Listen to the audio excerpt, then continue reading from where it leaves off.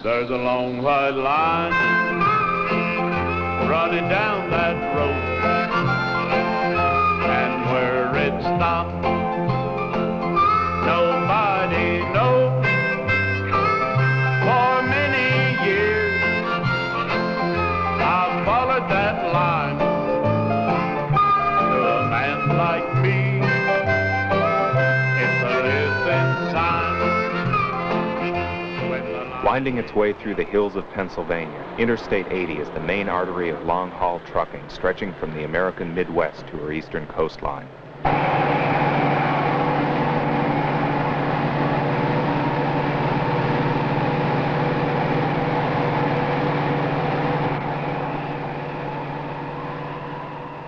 Through each season, in all kinds of weather, caravans of trucks make their way along Interstate 80, known to the drivers as the Asphalt Boulevard. Most of these long-haul drivers can tell you about a man named Apache Bill. He lives just off Interstate 80 in the rich farmland of western Pennsylvania. Truckers call him a pioneer of the highways, a man who drove the big rigs long before the modern interstates were built. He was an independent truck driver, hauling cattle, coal, or produce, or whatever load he could get to destinations in every part of the country. Apache Bill has retired from trucking now, and with the money he saved over the years, he has settled on a small farm in the hills above the highway. He raises shorthorn cattle and plants a few vegetables in gardens you can see as you drive by on Interstate 80.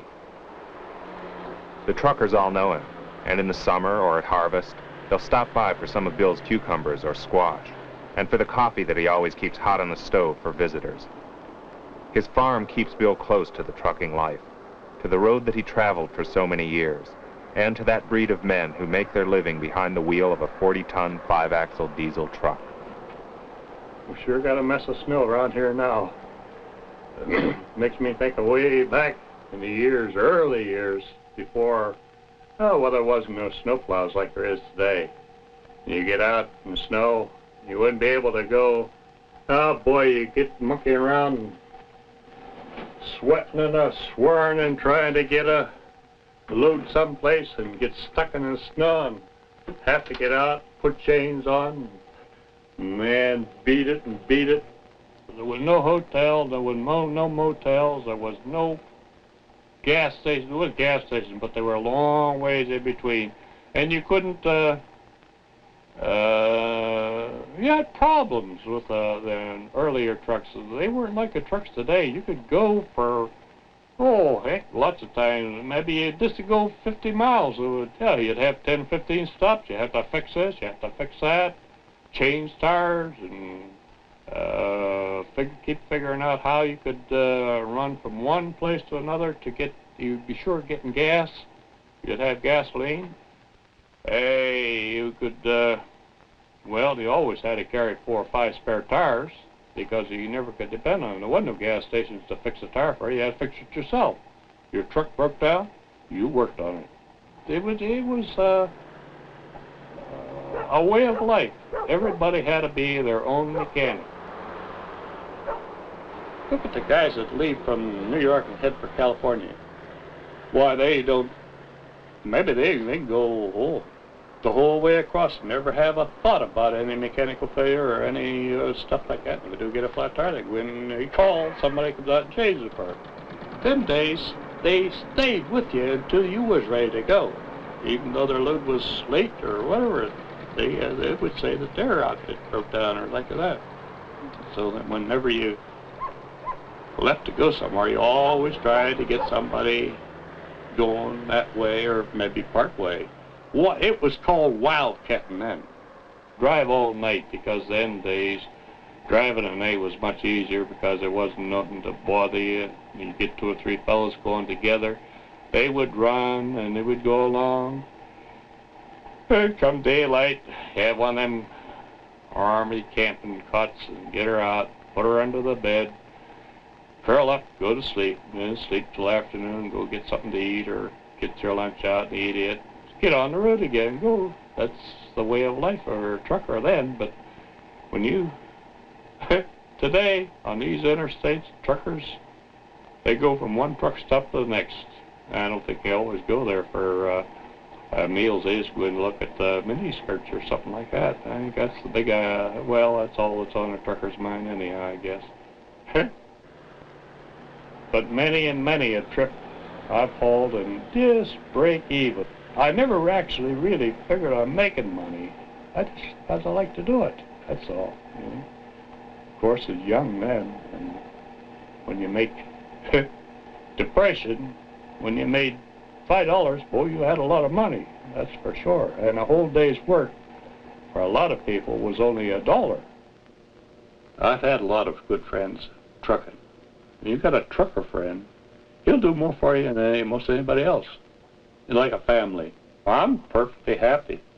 I've got my trucking buddies going up down the cotton picking road here, and they blow their whistle at me, and I'm happy because. And then some of them come in once in a while. Hey, give me some of them there little wee cucumbers you got. And I go down and I pick the biggest cotton pickers I got. And I say, they're the little one. I think the farm had a stronger pull on me than almost anything. I like to see things grow. And I had actually a sweet potato growing in water in my truck one time, hanging from the ceiling. And it combined down in the truck. I actually did, because I like to see green stuff growing like that. And it's crazy when you stop and think of it, but I guess all truckers are crazy. But I like to see things grow. And when you're a trucker and you got a cow that's going to have a calf, or 2 or 3 or 4 cows are going to have a calf, you're out on the road, you're worrying about it. You're actually worrying about that, and you got to beat your butt to get back so you can. But if you happen to be there when that cow has her calf and you say it's nice and good shape and healthy, oh boy, you're ready to go back on the road again.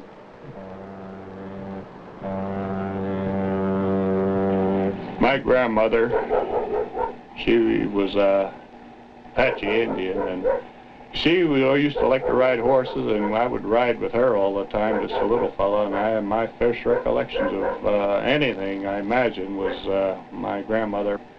Oh, I'm about 6 years old, and I had a hankering I wanted to ride horses, and she decided that I was too little, but I kept after her to ride horses.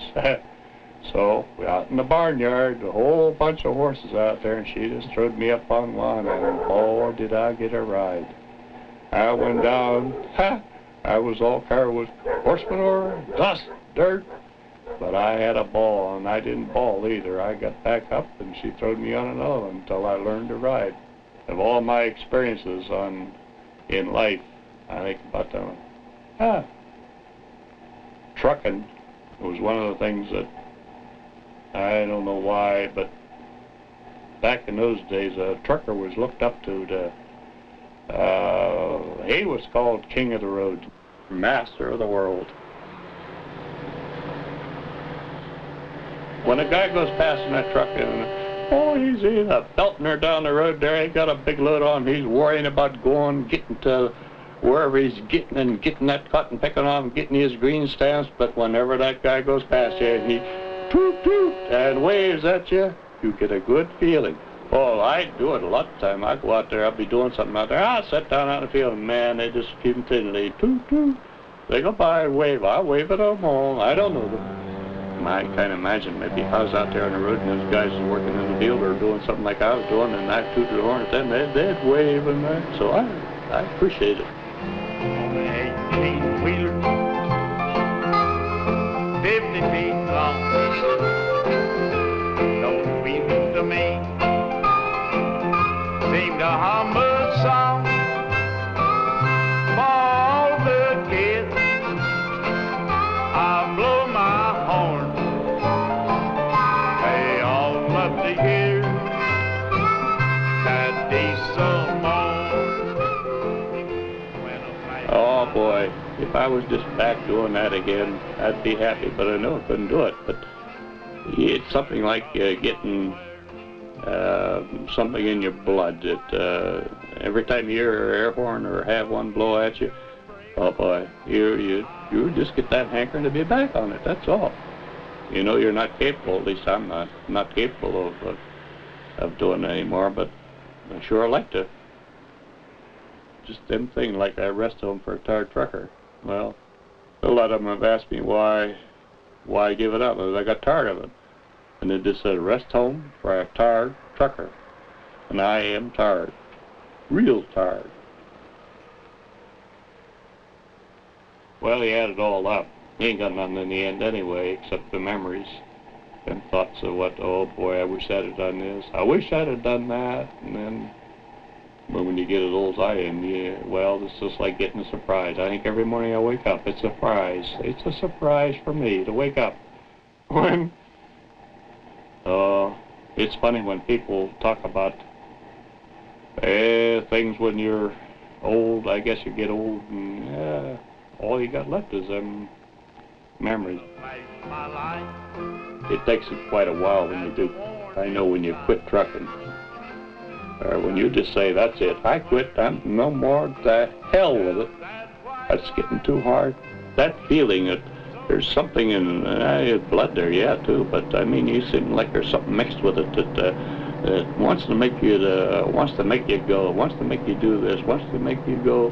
Maybe you're not capable of running that rig, but you can always put yourself up there behind the wheel mentally.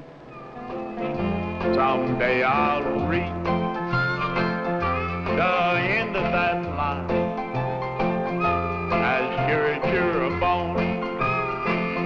It'll come my time, put a steering wheel in the palm of my hand, and the Lord will know I'm a truck driving man.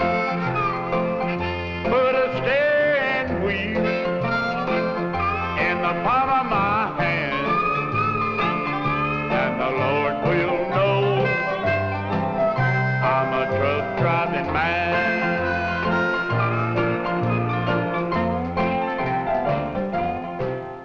I'd say this, no matter what it is, a trucker is capable of it. He gets a half a chance, he's more likely to do it. There's a long white line running down that road, and where it stops